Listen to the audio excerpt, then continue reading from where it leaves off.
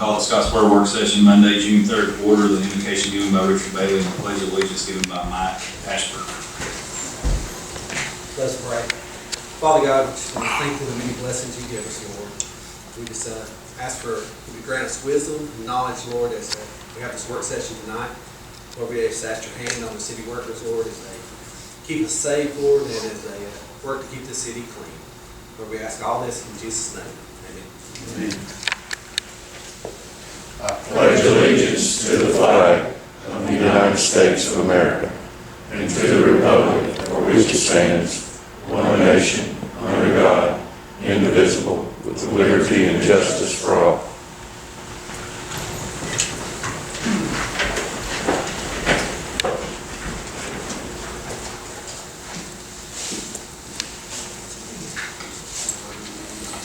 First item is Brenda, Ivey, speaking of the Heritage Center project.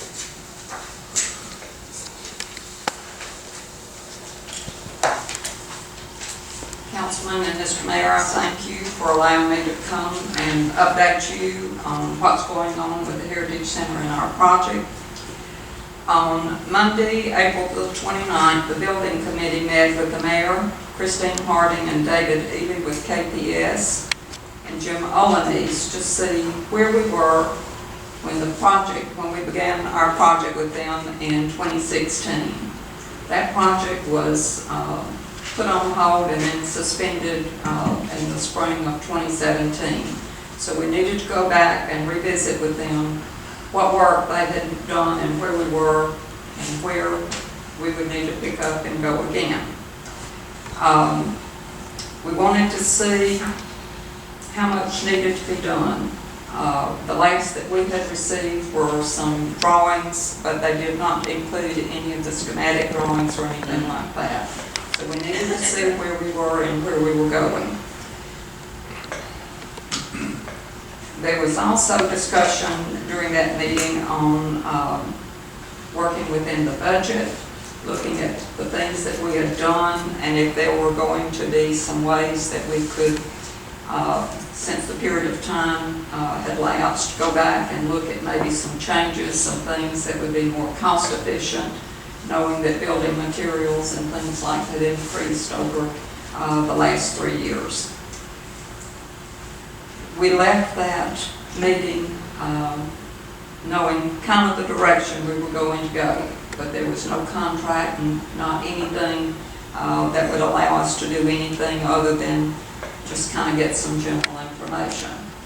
That was on Monday. 3 days later, on May the 2nd, the council signed the bond issue that allowed us to go forward with our project. At that time, there was information shared that was inaccurate information on the cost of the building. We feel like at that point in time, there was no reason to address that issue, to even talk about the cost of that building. There was no contract or anything like that. Following those issues and other council meetings, I requested a meeting with the mayor. Ms. Joyce Kimmer and I met with the mayor on the 22nd of May, and we discussed the issues. We discussed the pricing that was gave and the comments that we've heard from y'all and those kinds of things, and how we thought that all of that was inappropriate. We discussed the talk about diverting funds that you have talked about.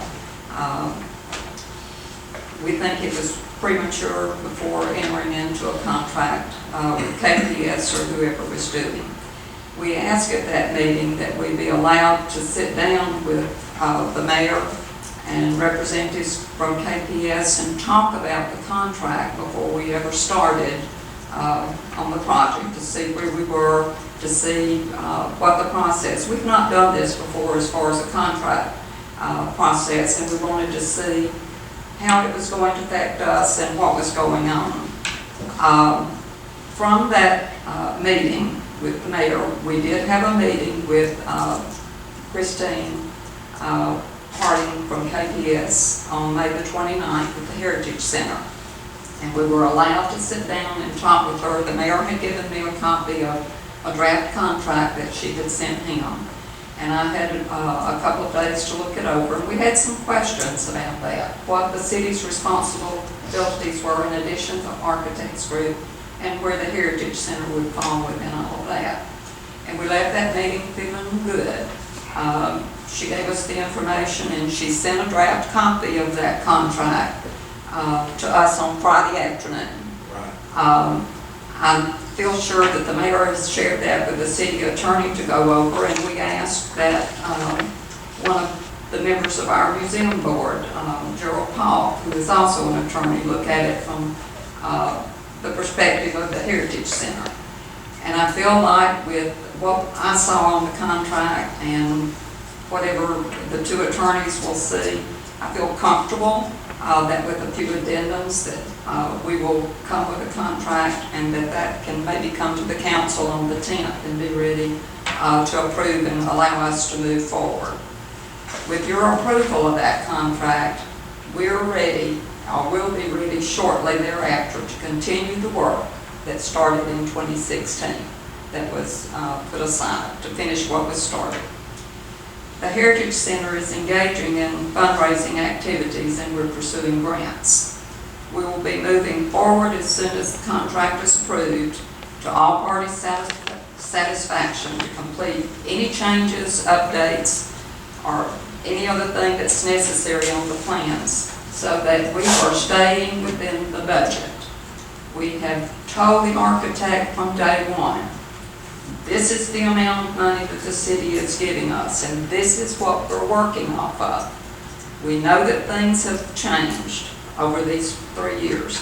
I think Christine indicated that maybe 3% growth per year. So we're looking at 9 or 10% over what figures we were working off of in November of 16. So we're looking at 10% over the cost that we were, estimated cost that we were given then. We've expressed again to each of you, as well as KPS, that we will not ask for any additional funds, and I reiterate that again. We will not come back and ask you for any more money. You have generously given us $500,000, and we think that this building can be built for that, or very little over that, and we are going to be working toward that. Once we go through the process of the completion of the plans, that we have all the drawings and the schematics completed, and the bid documents are complete, and it's sent out for bid, and it's opened, and we can sit down and see those prices, and we can negotiate, then is the time that we talk about money. That's when we will know the numbers. We'll know where we fall with what you have given us and what we have to do as a Heritage Center. Until that time, I would like to remind each of you on the council that you voted yes for these funds. And we're expecting you to stand behind us and help us in achieving this project. I'm asking that you, as well as the mayor, don't discuss, please, any more pricing until we get to that point to know what we're going to have to do. It's not going to take us years to raise our funds. We already have pledges and we already have some money. We're talking months. We're not talking years to do what we need to do. Like I said, we have a good idea of what this building should cost, and that's what we're going to be working for. If after the bids are opened and it's more than what we're anticipating, we have 3 choices. If it meets where we think we need to be, then we move forward with the project. If not, we know we have to get on our girly shoes and start again and raise some more funds. Or if it's totally out of our reach, we know that we'll have to make a call to either delay the project and look at further costs down the road, or stop the project. But I don't think we're going to get to that point. I think we're going to succeed. We're working with we'll be working with KPS should the contract be approved, to also identify some smaller licensed contractors maybe in our area that will be interested and eager to do this, and hopefully will sharpen their pencils and work with us. We don't anticipate this project being ready to go out to bid until sometime in the fall, October, maybe Yes, September, I think that was the October. target date. So we hope that we're going to have some local contractors that are going to be interested in that at that time.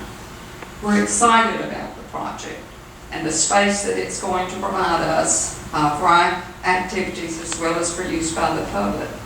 Y'all had been, and the mayor was there later in the day for our spring art exhibit at the Heritage Center on Mother's Day.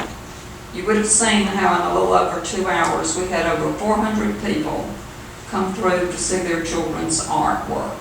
We had students, parents, and grandparents. We had grandparents and some parents who were not able to go up the stairs and were not happy that they were not going to be able to view their students' or grandchild's work. Hopefully in another year, we won't have that problem and we won't have people that are disappointed. You are investing $500,000 in a city-owned project. The Heritage Center, our museum board, will be investing anything above that amount. We're investing in a property that is going to bring value, added value, to the city. It can only help you with bond issues in the future and other financial dealings that you may have. We were good stewards of the project. We have taken care of the property that you have given us for our museum. We ask very little from the city on the day-to-day activities as far as maintenance and upkeep. The mayor did add us to the mowing schedule this year, and we're very pleased with that, and we appreciate that. That's allowing us to save that $300 to $400 a month to go toward this project. We're thankful that you help us in all that you can help us with, and when we ask for your assistance. All we're asking is that you continue to support us. Don't cut us off at our knees. Don't make negative comments. Give us time to work through the process and see where we are and how we come out. And hopefully we'll all be celebrating this edition in a year's time. We think that it's something that we can all be proud of, and the citizens of Scottsboro and Jackson County will visit and use for events, activities, exhibits, tours, and research. I or another member of the museum committee or the building committee will be here at every council meeting and work session from here on out until this project is complete. We want to be here to answer any question that you may have, any problems you may see, and we want to let you know how things are going on our end. We appreciate what you've done for us, and we look forward to working with you, not against each other. I thank you for your time, for your support, and if you have any questions, I'll try to answer them, or if you have any comments, I'd be glad to hear those. But we appreciate what you're doing for the Heritage Center. One thing I wanted to add, in the meeting with Christine, the last meeting we had, she did, I know you raised concern and we had expressed concern about the fees. And so she is sharpening her pencil, and she is looking at doing a flat fee for the contract as well. And then Mr. Kimmer did get a copy of the contract. He is reviewing it, Mr. Paul did, and, pending any it should come before the council next Monday night for their approval. We have enjoyed working with David Ely with KPS. He deals more with their historical restorations and that. He has been very enlightening to us. He has listened and he has explained things to us. And, we have questions asked. Why are you not doing a standalone building? It will not address the handicapped accessibility issue that we have if we have another standalone building. That would eliminate using the Brown Proctor House, and that is not our intention to separate those. once that's done, even though we'll have that square, we hope it will all be 3,000, will be a total of 3,000 square feet. But once we have those two buildings connected, all of that artwork, exhibits and all can flow between the Brown Proctor House now, which is on the historic register, into the new addition. So it makes no sense to the museum board to have two standing structures. They need to be joined where they can be used simultaneously without going through the weather to get from one place to the other. And it will be minimal impact on that building. Minimal impact. Any questions, comments? My only question was that, now you talked a little bit there about it. Are y'all looking at changing any of the size or anything?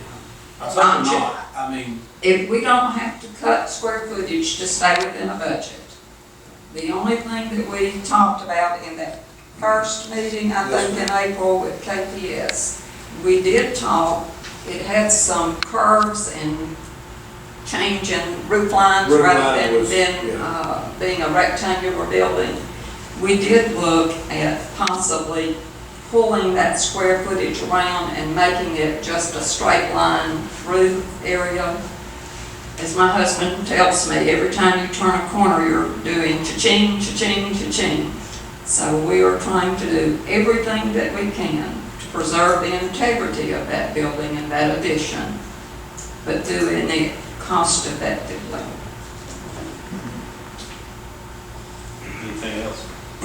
I'll say this, and I appreciate the work you're doing in getting the right figures out, you know, and the concern that I had is when we first seen those numbers, you know, we went over big time on the ball fields. I think So you're that- going to be surprised Yeah, if certainly. we do our homework. You know, I think do. you'll be very, very surprised. It'll be a heck of a lot less than that figure that was given. Well, but you see our concern, you know, and that's where that, I think we all should have Well, as concern. Christine acknowledged, she had miscalculated in her, I guess, she acknowledged her haste to get a number out. She basically had some numbers that were double than should have. I feel a lot better about it. I hope you feel better and y'all work with us and Well, we certainly want to. I think we Don't cut us off. want to see it. don't cut us off. Don't divert our money. We're going to be needing it shortly. Thank you. Thank you, Brenda. Go to item number 2, tourism grant application for Bassmasters. Meg?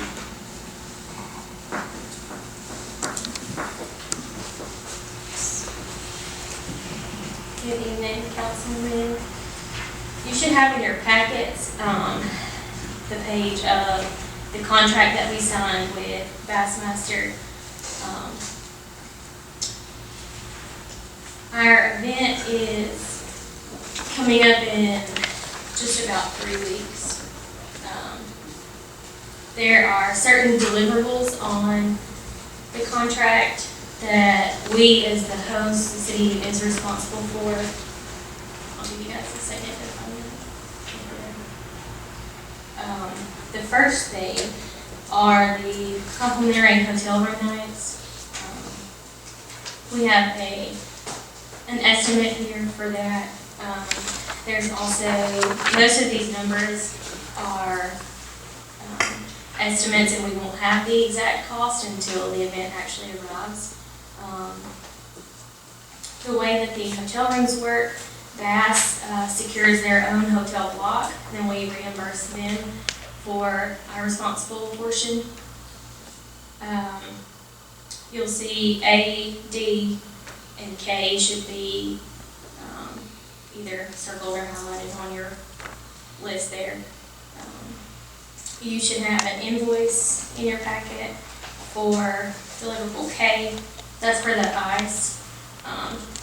Bass takes good care of the fish during this tournament, and one way they keep the fish alive and preserve those is through the ice. Will be there just over $1,000 on that deliverable. Back up to deliverable D, the meeting room for the reception. We will be using the Civic Center. So there's not a financial commitment there for the Civic Center, but we are responsible for a light meal and soft drinks. So we're calculating about between $8 and $10 a person for that. And then with the hotel room nights, we're looking at about anywhere from $7,000 to $9,000 for that. If you go all the way down to the bottom, I'm not sure if it's circled on your sheet, but on deliverable in the expo and the festival, we are promoting this pretty heavily. We've had about 12 to 15 vendors already register for the city's portion of the expo. We're working with Goose Pond Colony with that. There's a free concert that we will be promoting that night also. That's the Saturday, June 22nd. We are still accepting sponsorships for that, and we've had a good number of sponsorships come in already. Anywhere from $5,000 to $8,000 is what we're expecting from that. Others already received $6,000, so anywhere from probably 6 to 8, possibly 10,000 for sponsorships and vendor fees that will go to help reimburse those costs of stage, equipment, lighting, sound, and anything else that's going along with that expo. So all in all, what I am thinking is that the total for everything, all of the deliverables that we're responsible for, shouldn't exceed $50,000. So is that what you're asking us to do?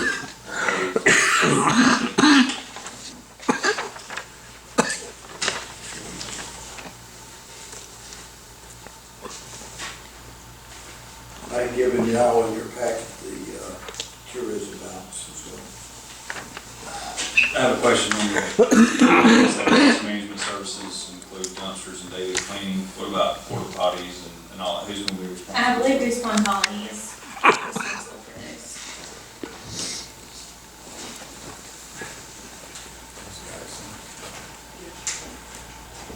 Are y'all meeting, or y'all having meetings with Goose Pond?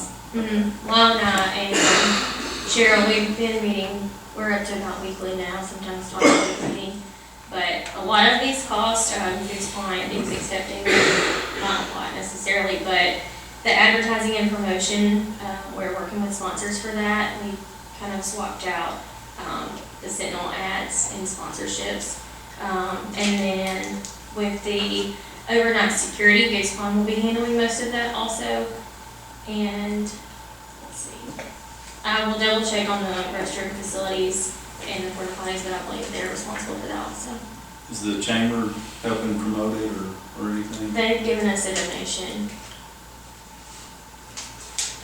Did you say the sponsorships will go toward reimbursing us for expenses? Mainly the sponsorships will be reimbursing for the festival. Yeah, entertainment costs. Okay. Who is the entertainer? You know? There's 3 bands, and it will start at 6 on that Saturday night. One is the Nightbirds. I don't know if you're familiar with them. The Jackson Magazine just did a feature on them. A rock cover band called Rochambeau out of Atlanta, and then the other band is called Contagion. I just know that this is probably going to be one of the largest events we're ever going to have, or have had ever. So just want to make sure that we're prepared and whatever y'all need, we need to make sure that we get appropriated to make it. It's a huge event.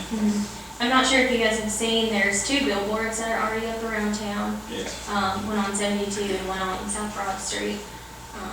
Bass puts a good bit of work into the marketing on their side. They do Facebook, they do a big push on Facebook and social media. Of course, their following is over 2 million on social media. There's billboards, 2 in Scottsboro, there's one in Gunnersville. They have partnered with K98. K98 will be broadcasting live at the weigh-ins every day.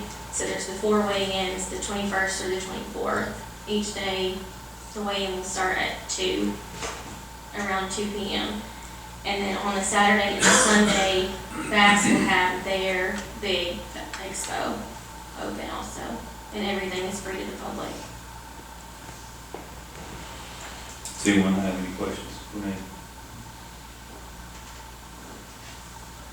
How many fishermen are expected? 75 anglers. Since this is the elite series, this is top of the line, and best of the best from bass. And it'll be televised as well. Every day will be on ESPN.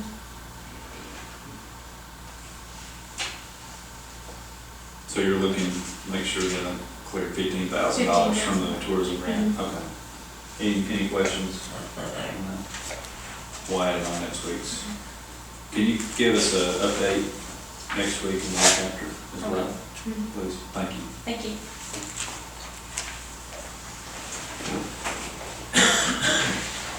Go to item number 3, discuss rental house repairs. Mayor, do you want to vote on that? Yeah, I think you got 2 copies of this, but there's a cover letter that Mr. Leavenworth had prepared as far as needing to do some repairs at the rental house at the landfill.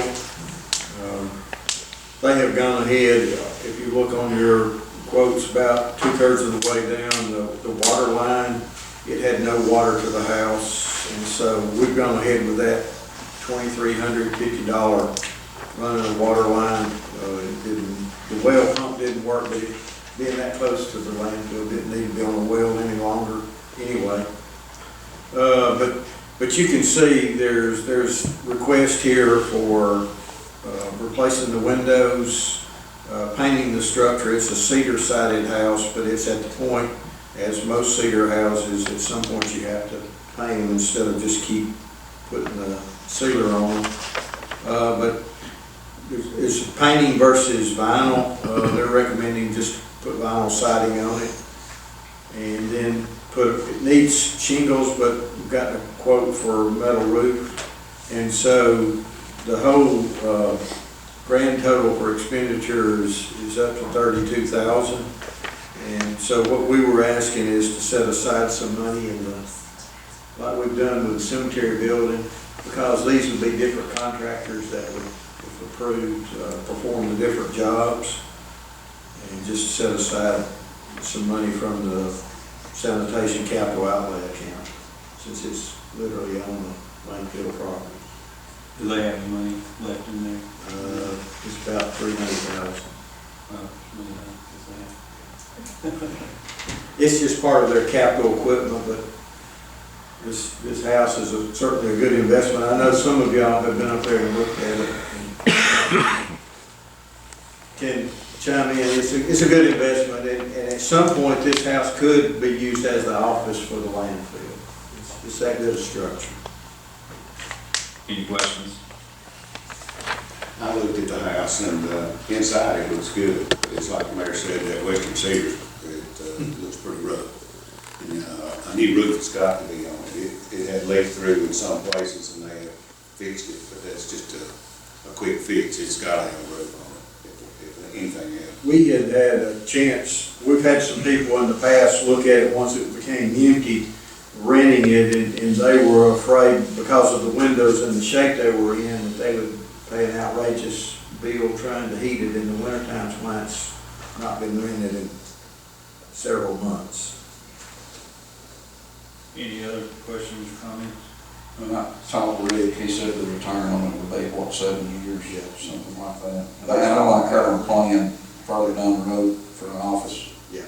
for that facility. And if current renter less than a year, we can certainly go up, especially after the improvements. The renter is an employee of the sanitation department that kind of keep a watch on the landfill as well. Any other questions? We'll put it on next week's agenda. All right, thank you.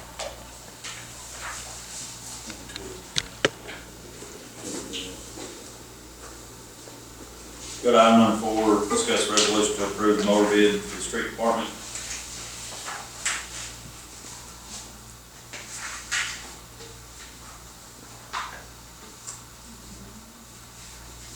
Yeah. Ms. Phillips? This is where we rebid the mower. bid, mailed 7 bids, and received 4 bids with a 0 turned over for the street department. Scottsboro Small Engines bid $12,500. Boykin Tractor bid $13,950. Premier Power Sports bid $14,025, and Tri-Grain Equipment bid $16,500. After the bid review committee reviewed the bids, the lowest responsible bidder that met specifications was Premier Power Sports. Any questions?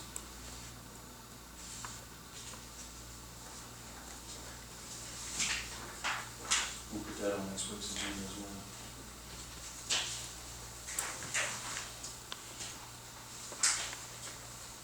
Go to item number 5, discuss the resolution to approve water truck bid for the solid waste department. Ms. Phillips, can you cover that? We posted 1 bid, mailed 4 bids, and received 1 bid for the 2011 or newer water truck. United Rentals out of Stevenson, Alabama bid $46,250. They were the only bidder, so it's recommended that they be awarded the bid.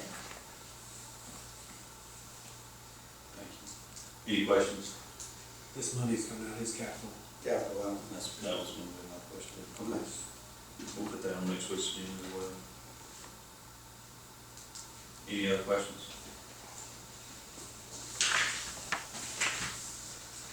Now we'll go to reports. Mayor? Only thing I wanted to mention, it's been a constant discussion between us, me and the council, and folks in the community, and Alabama Department of Transportation, Norfolk Southern, about the railroad crossing at Goosepine. And Norfolk Southern has sort of gone silent, but the last communication, they were looking at abandoning that railroad crossing. And by that, if it gets approved up to corporate ladder, they would actually remove the track from the highway there. So we've been on them for over a year, and we've given out numbers and talked. And there's even about a month ago, Norfolk Southern and AlDOT and Josh had a meeting here at City Hall. And I can't say that a lot was accomplished that day, but anyway, that's sort of where we're at. It's in Norfolk Southern's hands, and they marched to their own front. That's it. Thank you. Thanks. Mr. Bailey? I just want to tell Meg, I just want to say thank you, the hard work you're doing, it's a huge tournament, I know it's a lot of work. I just want to say thank you. I just appreciate how y'all coming. Thank you. Mr. Ashburn? One of the things I'd like to bring up tonight is what good staff people that we have at work here for the city of Scottsboro. That's one of our biggest assets is their employees that we have here. And that being said, next month, you'll notice on the calendars that July 4th falls on Thursday. And I would like to ask the council to consider making July the 5th day holiday for our employees as well. Other than that, appreciate y'all coming in. Thank you. Mr. Mashburn? I'm going to yield my time to Gene. Let him give us an update on the brush deal. Well, you picked a good night because Lane's here, so I'm going to give my time to work. No. And Roy's here as well. And Roy's here. Yeah. As you are aware, that fire was first recognized on April 14th, and it continues to burn. We have made significant progress on it. We discussed that just today. The original, I guess, action plan was almost in action and trying to increase the burning process on the advice of the Alabama Forestry Commission. That wasn't successful overall, but it did present us with change the shape of that fire and expose us some other options. So since that point in time, we've been in consultation with ADM, and on their recommendation are, without getting overly technical, putting a lot of water under the ground, which seems to be making some progress on it. That's been going on for, is that 2 weeks now, Roy? Maybe 16th. Okay, since the 16th, so he knows because he's counting the water. Yeah. There's a meter somewhere that's running like this. Oh, yeah. such. We were running about 172 gallons a minute, based for 170 based on what we can calculate, and that's running 5 to 6 hours a day on that while we're operating. So that's making progress. Again, that was on the advice of A&M. They have been out there. We have been in consultation. So I get a lot of questions about what's out there. Wayne can talk more about it, but this is yard debris that you pile sticks, stumps, leaves, grass clippings, or whatever that they pick up. This is that site where it goes. So it's not household trash or anything like that. I don't remember where else I was going with that. Oh, the other question was how did it start?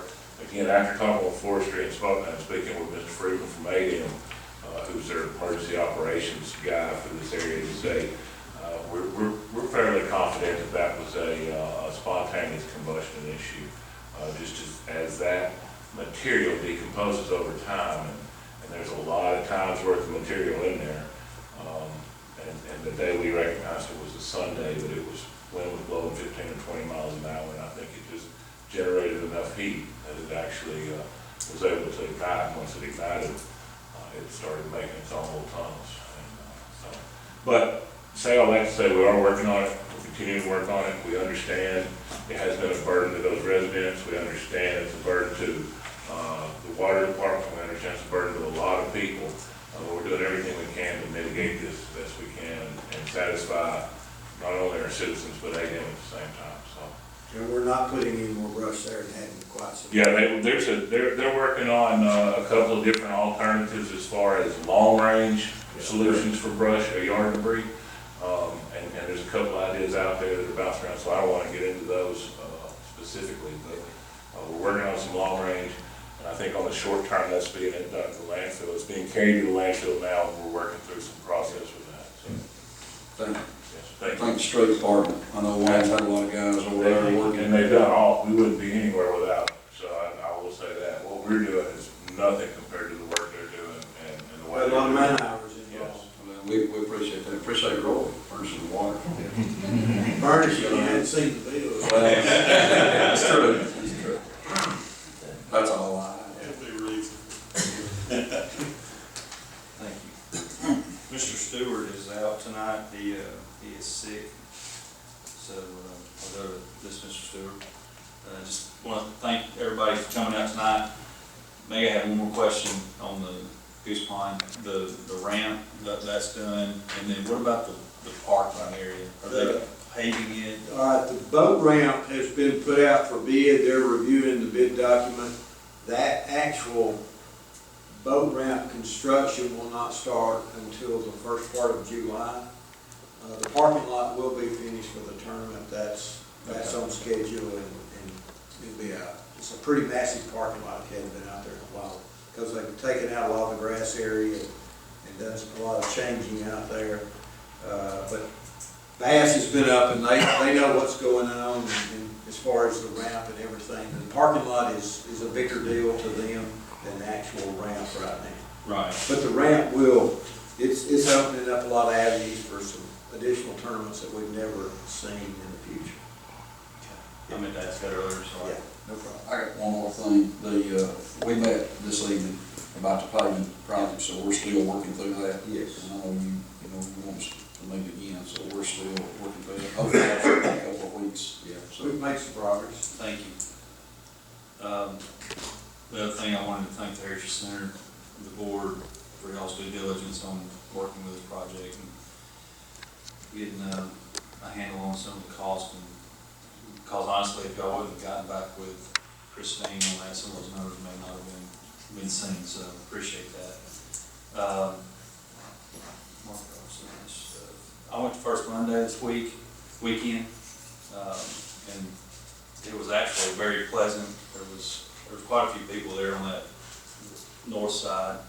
I guess that was the shady area, but there was some, to me, some good stuff there.